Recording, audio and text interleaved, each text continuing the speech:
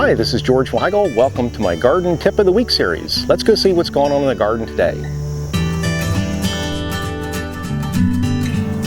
Well, I don't know how your lawn's looking at this time of year, but mine's not looking all that great because after another hot summer, we're seeing a lot of brown patches in the lawn, not only areas that have been burned out from just the heat and the sun and dry weather, but also some fungal diseases that'll cause brown patches and just some general thinning. And one other little thing too you might want to watch out for is grub damage.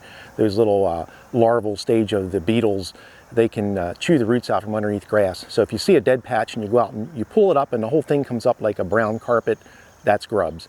But let's assume you have an area to repair, a brown area. Here's how to go about doing it. This is the absolute best time of year to get it done, by the way. Anywhere between Labor Day and the end of October, just absolute perfect time to fix a thin or dead lawn. Let's say you have a brown patch. The first thing you want to do is you have to scrape the turf off. You can't just throw grass seed on top of dead turf and expect it to germinate very well. So you want to get down to the soil and loosen it up a little bit. You can cultivate a small area with a hand cultivator, or you can, for a bigger area, use a rake. And if it's the whole lawn, you might need some power equipment to basically start all over.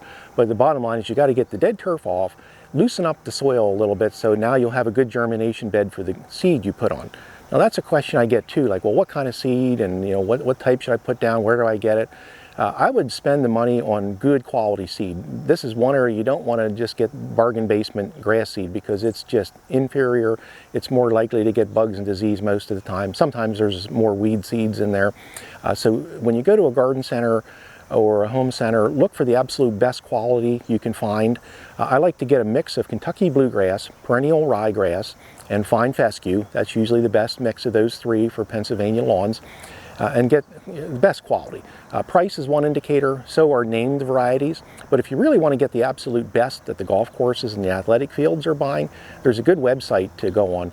It's National Turfgrass Evaluation Program, and the address is www.ntep.org. They have results from universities all over the country there, so you can go in and see what are the top-rated grasses, named one by one, and then you can go hunting for those types, or just go online too. You can buy almost any grass seed online these days that you're looking for. But once you have the seed, the idea is to sprinkle it across the prepared soil, tamp it down, don't bury it too deep. You only want to get it on the surface or maybe 1/4 of an inch deep, so it's pretty close to the surface. Tamp it down, and then I like to either use a little bit of straw or else some of the dead turf that I've raked off. Just save some of that and sprinkle it back on the top to make a nice little blanket that helps to trap the moisture. Once the seed is in place, tamped down, you want to sprinkle it lightly. Just keep it damp. You might need to do it once or twice a day if it's dry.